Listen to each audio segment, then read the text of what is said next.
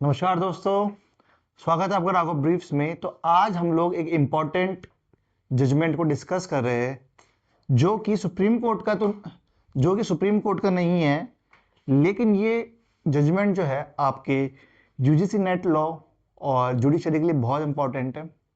ये जजमेंट बात कर रहा है abetment of suicide and abetment of things. ये जजमेंट दिया है मध्य प्रदेश हाई कोर्ट ने। इस केस का नाम है Rinku Lodha versus state of Madhya Pradesh 2026। अगर जज की बात की जाए तो किस जज ने ये दिया है, तो जस्टिस पुष्पेंद्र यादव ने ये जजमेंट दिया है। एक्ट की अगर मैं बात करूं तो इंडियन पीनल कोड एक्ट इसमें इन्वॉल्व है, सेक्शन 306 एंड सेक्शन 107 जो है इसमें इन्वॉल्व है। अब अगर बात करें तो ये जजमेंट किसकी क्या जो मेजर सब्जेक्ट है वो क्या है, तो मेजर सब्जेक्ट ये है कि अबेटमेंट ऑफ सुसाइड के अंदर सबसे इंपॉर्टेंट इंग्रेडिएंट है मेंसरिया। अगर मेंसरिया नहीं है तो हम अबेटमेंट ऑफ थिंग और अबेटमेंट ऑफ सुसाइड को प्रूव नहीं कर सकते। तो आइए बात करते हैं इस जजमेंट के फैक्ट्स की। जो डिसीज है उसने सुसाइड कर लिया था 13 सितंबर 2022 को रात के 9 बजे। वो बाय उसने अपने जो घर के अंदर जो पंखा था उसके ऊपर फांसी लगा ली, जिस वजह से उसकी मृत्यु हो गई। अब जब इन्वेस्टिगेशन हुई तो पुलिस ने जो 5 रिलेटिव थे उस डिसीज के, उनसे पूछताछ करी, उनके स्टेटमेंट को रिकॉर्ड किया। साथ ही साथ पुलिस ने 2 लोगों को और साथ में यहाँ पे 2 लोगों से पूछताछ करी। पुलिस ने यहाँ पे चार्जशीट के अंदर क्या लिखा, the disease has borrowed 1 lakh from the petitioner. जो डिसीज है जिसने सुसाइड कर लिया था उसने पेटिशनर से 1 लाख रुपए जो है उधार में लिए। The petitioner repeatedly demand repayment of the loan. जो पेटिशनर था उसने कई बार डिसीज से लोन जो उसने दिया था उसका जो रीपेमेंट था उसकी डिमांड करी। On the date of incident the petitioner allegedly kept the deceased motorcycle as a security. जिस दिन डिसीज ने अपना सुसाइड किया था उसी दिन के सुबह जो पेटिशनर था उसने क्या किया, उसने डिसीज की मोटरसाइकिल जो थी वो अपने कब्जे में कर ली।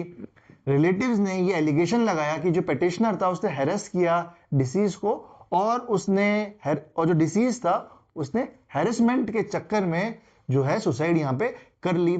ट्रायल कोर्ट ने जो है फ्रेम कर लिए चार्जेस, और फ्रेम जब चार्ज किए तो अंडर सेक्शन 306 ऑफ आईपीसी के अंडर जो है चार्जेस फ्रेम किए गए।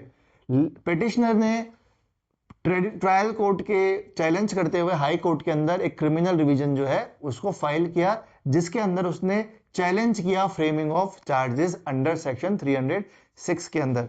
हाई कोर्ट ने के अंदर 3 इश्यूज बनाए गए। पहला इशू ये है, whether mere demand for repayment of money amounts to instigation constituting abatement of suicide under section 306 of IPC।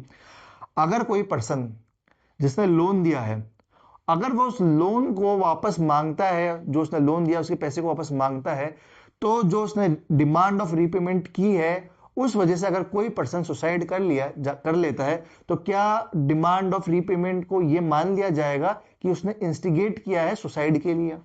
Second जो है issue, whether retaining the deceased motorcycle in lieu of loan repayment can be considered an overt act, leaving the deceased with no option but to commit suicide. जो petitioner है उसने motorcycle जो है अपने कब्जे में कर ली, उस मोटरसाइकिल को कब्जे में करने को क्या ओवर्ट एक्ट कहा जाएगा, जिस ओवर्ट एक्ट की वजह से जो डिसीज है वो इंस्टिगेट हुआ और उसने एक बहुत बड़ा स्टेप ले लिया सुसाइड का।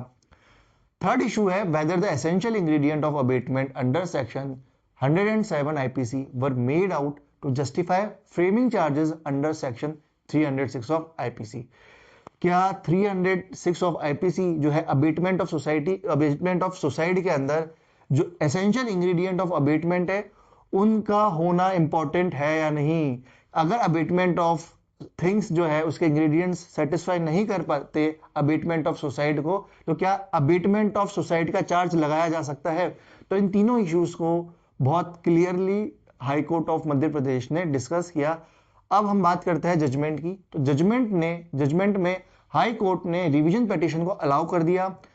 साथ ही साथ ये कहा था order framing charges under section 306 of IPC was quashed and set aside. उसको सेट असाइड कर दिया। जो भी ट्रायल कोर्ट ने चार्जेस फ्रेम किए थे पेटिशनर के against under section 306 of IPC, उसको हाई कोर्ट ने क्या कर दिया, सेट असाइड और क्वैश कर दिया।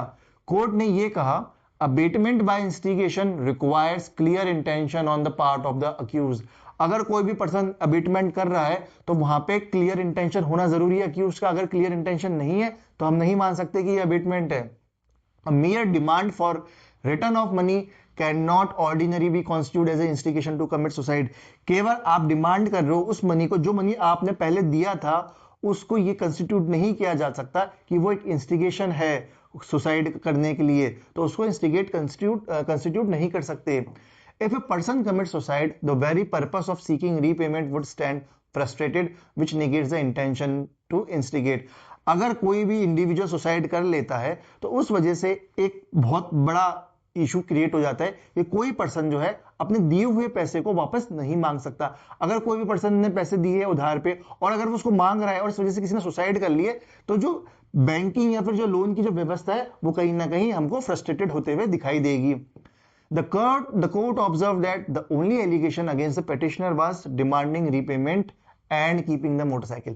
केवल एक ही एलिगेशन है कि पिटिशनर ने अपने पैसे मांगे थे और अगर पैसे उसको चुकाए नहीं दिए, जो डिसीज था उसने पैसे नहीं चुकाए थे, इस वजह से पिटिशनर ने क्या किया, जो डिसीज की मोटरसाइकिल थी उसको अपने कब्जे में कर लिया। इस वजह से केवल ये नहीं कहा जा सकता कि यहाँ पे अबेटमेंट ऑफ सुसाइड का चार्ज लगेगा। Such act do not amount to an overt act compelling the deceased to commit suicide। Demanding repayment of a loan or a retaining property as security does not constitute abatement of suicide। In the absence of instigation, intention or proximate overt act, section 306 is not attracted। Without instigation, without intention और without proximate over act हम नहीं मान सकते इस case के अंदर कि section 306 of IPC जो है वो अट्रैक्ट हो रहा है। Framing of charge without satisfying essential ingredients of abatement is legally unsustainable। The judgment reinforces the settled principle that mens rea is central to the offense of abatement। इस judgement ने ये वापस क्लियर कर दिया कि अबेटमेंट ऑफ सुसाइड या फिर abetment of thing के अंदर जो मेंस रिया है वो एक बहुत इंपॉर्टेंट पार्ट है। विदाउट मेंस रिया हम ये कंसीडर नहीं कर सकते कि किसी भी पर्सन ने सामने वाले पर्सन को क्या किया, अबेटमेंट ऑफ थिंग किया है, अबेटमेंट ऑफ सुसाइड किया। The court correctly relied on section 107 IPC, emphasizing that instigation must be intentional and proximate। It draws a clear distinction between civil dispute, financial pressure and criminal liability for abatement of suicide। हमको एक distinction बना के रखना है कि एक civil dispute बिल्कुल अलग होता है और एक criminal liability for abetment of suicide दोनों अलग है। आप दोनों को मर्ज नहीं कर सकते यहाँ पे। The ruling prevents misuse of section 306 IPC in case involving loan recovery और monetary disputes. Section 306 of IPC को गलत तरीके से यहाँ पे यूज नहीं किया जा सकता अगर कोई भी पर्सन लोन रिकवरी कर रहा है या फिर कोई मॉनेटरी डिस्प्यूट में यहाँ पे इन्वॉल्व है। The court applied a realistic and logical test holding that ordinary human conduct such as demanding one's own money can not be criminalised absent compelling circumstances. The decision align with Supreme Court jurisprudence cautioning against mechanical framing of charges under section 306 of IPC। तो इस case को मैंने बहुत detail में समझाया है। I hope आपको ये केस समझ में आया होगा और अगर आप जुडिशरी का कोई भी आंसर लिख रहे हैं तो आप इस केस को फॉलो कर सकते हैं। इस केस का नाम है Rinku Lodha versus state of Madhya Pradesh. तो आज के लिए बस इतना ही। Thank you.